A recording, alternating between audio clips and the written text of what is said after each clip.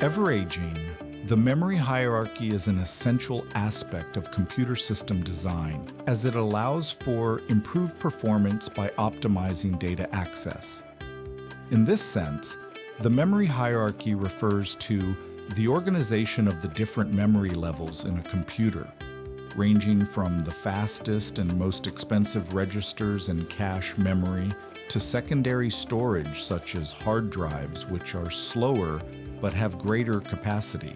Each level of the hierarchy has specific characteristics, the main objective being to take advantage of the speed of the levels closest to the processor, while minimizing the impact of the slowness of the more distant levels.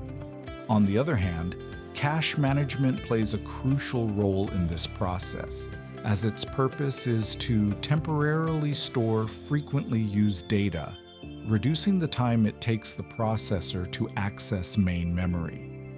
In turn, the cache replacement algorithm, which determines which data should be kept in the cache and which should be discarded, is one of the most important mechanisms for optimizing performance.